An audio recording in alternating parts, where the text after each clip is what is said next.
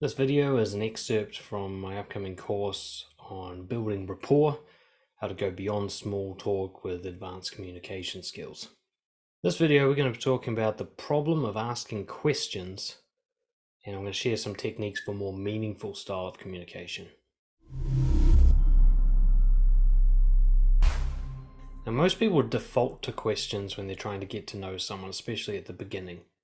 And it's generally seen as a socially acceptable way to communicate with people. And I think this is why most people struggle to connect, because questions are actually a barrier to connection, not a precipitant. So questions create the interview frame, right? One person asking, the other person answering. And it's very rare for this to be perfectly balanced. It can happen, and if that does happen, it's okay. But most of the time, one person will do most of the asking and the other person will do most of the answering. And you'll often notice that this pattern continues throughout the relationship. So there's always someone who asks more and somebody who answers more, and they don't take turns. This leads to imbalanced sharing. So if you're asking the questions, I'm not getting information from you other than some vague ideas about things you might be interested in based on the questions you're asking, assuming that they're genuine questions, which I'm not even sure of. And you, on the other hand, you're digging and mining information out of me. You're getting all kinds of information. So if we look at our mental bank accounts about how much information we have about each other, you way outweigh me. You're much wealthier than I am.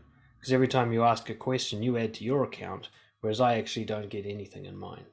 And of course, if you accept the idea that a balanced investment and a balanced sharing of information is what's important to rapport and important to a connection, then you understand why questions simply don't work very well. Questions don't share, they just take information. Unfortunately, because information is flowing, it will feel like you've got a connection. You know, I get this a lot from guys I'm working with and I'm trying to help them in the dating scene. And they'll say something like, oh, she told me all about herself, I got all this great information about her, but she won't text me back. And he can't understand. He thought because there's so much information being shared, it must have been a good conversation.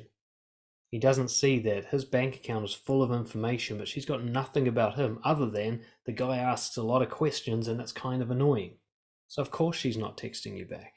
And if you're a needy kind of person, or you're an undersharer who tries to hide and shame themselves and keep information secret from others, you're going to feel like you interact a lot if you ask a lot of questions. You're going to feel like you're having lots of conversations and connecting with people. And then you're going to wonder, like, why don't I have deep friendships? Why don't I have long-lasting relationships? What's the secret factor here? I'm doing everything right. Well, actually, you're not. Not only do questions cause that imbalance, they actually force a limited sharing from the other person. See, it's almost impossible for someone to overcome the hurdle of a question. If you ask me a question, I feel compelled to answer it. I feel very uncomfortable saying something totally random, something else that's come to mind that's off topic or doesn't answer your question. I'd even feel quite uncomfortable challenging you about your questioning. So you might be interviewing someone and they don't like it, but they feel like they can't stop you. Not only can they not stop themselves from answering the question, they might not even have the courage to challenge you on asking too many questions. And so you're actually keeping them in this narrow range. They're only allowed to talk about a narrow range of information that would suitably answer the question, which is such a tiny slice of who they are. Like if I ask you, what do you do for a job? If your job isn't actually a really relevant factor to your personality, and all you're now allowed to talk about is your job, I don't get an accurate view of you. Maybe you're a great father and that's the real role you play in your life. But if you tell me, oh, I'm an accountant, all I think is accountant. I don't actually know you. I don't know that you're a great father. I don't know that that's the main role in your life. I haven't allowed you to share that information unless you're particularly skilled and bold. You're not going to say something like, well, actually, my work doesn't matter. What really matters is my fathering. I am really all about parenting. Very few people have the skill and courage to override a question and say what they really want to say. Now, they might want to tell you things. They have this truth, but it can't get released. They feel like they must get past your questions first, which is impossible because you're probably in the interviewer frame, which every time they answer, they follow up with a question.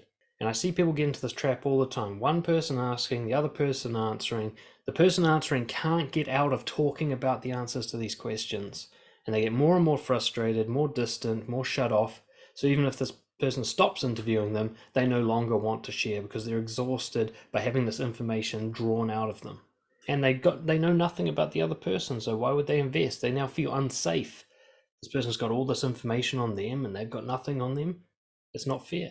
You can also quite often feel manipulated when questions are being asked. You feel like the person's pulling information out of you that you might not have shared freely, that you might not feel ready to share. And again, very few people have the courage to say, I don't want to answer that question, or I'm not comfortable talking about that right now. Some people can say that, but a lot of people will answer your question seemingly enthusiastically, or you overlook the signs that they're not. And you think they're all good with sharing this information when actually they feel a kind of theft has taken place. And of course, in terms of attraction and interest, being the interviewer just kills it. Because anybody can ask questions. You're replaceable. There's nothing special about a person who asks lots of questions, even if they're brilliant, curious questions. I can get questions from a magazine poll. I don't need you for questions. So if all you do is provide questions, you don't provide any unique information about yourself, anything that's just you, anything that changes my view on things. If you just ask me about me, well, why do I need you? I can get that from anybody. And how am I supposed to be attracted to you or interested in you if I don't know anything about you? There's nothing for me to be interested in.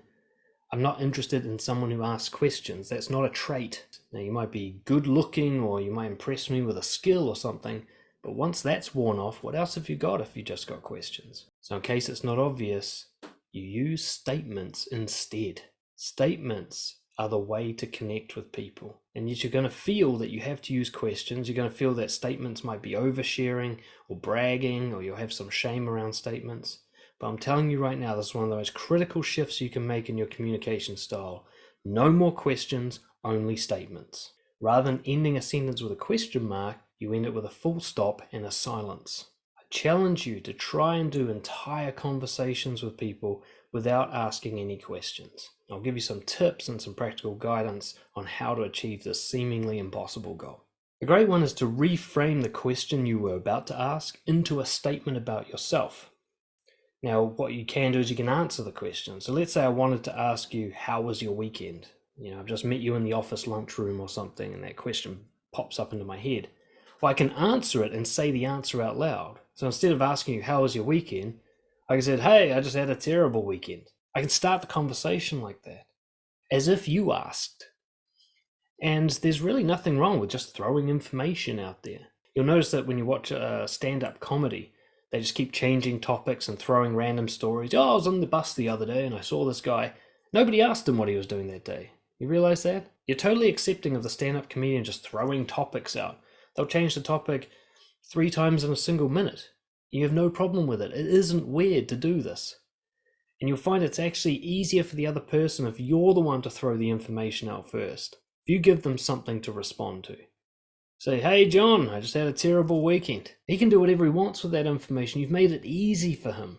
Whereas if you ask a question, he's forced to answer it. He feels under pressure. It's difficult for him. Maybe he's too tired to talk right now. You haven't given him an out. It's a really uncomfortable conversation generally. And if you've been watching the reflection videos, another response is to just share your own story that's relevant to it. Maybe that prompts an idea in you. Somebody says, I'm an accountant. You might say, I'm a coach. Oh, that reminds me of what I do for a job. So instead of asking them, you just tell them a relevant piece of information about yourself that came up. They tell a big story. Rather than asking for more details about that story, you share a story of your own. You keep the bank accounts balanced so that you have equal amount of information about each other with equal depth and transparency and vulnerability. That's a connection. Questions, of course, play a role in society. Transactional conversations, for example, practical conversations. Where do I put this? Oh, over there, thanks a lot. You do need to ask questions sometimes. It's no good being at the gas station saying, I wonder how much that gas costs. Just say, how much does it cost? We're not talking about transactional conversations. We're talking about rapport building. We're talking about connection. We're talking about stuff that isn't just about practical engineering type problems to be solved, but about each other, learning about the person. If the information is about the person, no need for questions. Thank you for watching. I hope that was helpful. If you want to become a master of social communication and connect deeply with people, get in touch, dan@brojo.org, and we'll talk about coaching.